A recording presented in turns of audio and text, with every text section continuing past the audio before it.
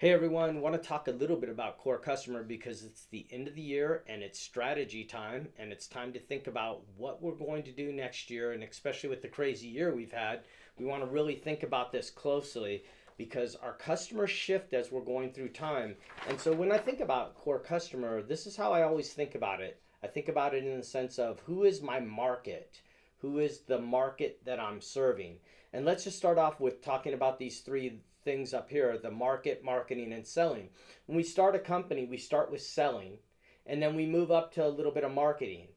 Selling is just going out and getting customers, getting them to use our products, getting them to use our services. Then we start doing some marketing around that. And we never really get up to this market analytics stage, which is really an important stage for the growth of my company. If I'm ever going to really make it to the mid market, I have to start to develop market analytics. So market analytics is where my core customer lives in that market. And so who is my market is the question I'm asking myself. And maybe I want to identify that. And I usually do that through a demographic sense. And then I get a sense of who's buying from me, what kind of volumes are they buying. But oftentimes when people do this market analytics, they do it off of revenue. Revenue may not be the best number because revenue isn't going to bring me necessarily profitability.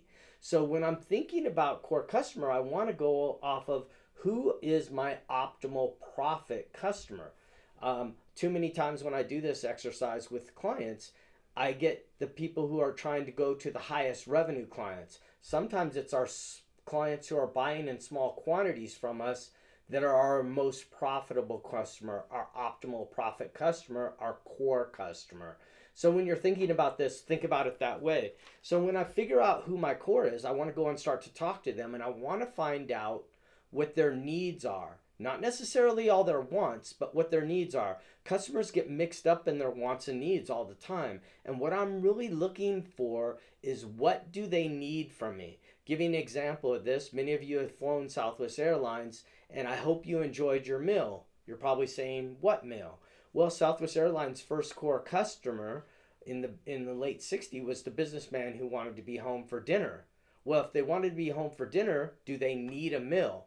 They may want a meal, but they don't need it. So Southwest Airlines eliminated it so they could deliver more on their brand promise of low fares. So when you're thinking about core customer and their needs, I want to think about their needs, not their wants. And I want to try to get rid of some of the wants and really focus in on the needs. Think about that as you're going through and getting ready for 2021. And I hope this core customer conversation helped you a little bit in your thinking.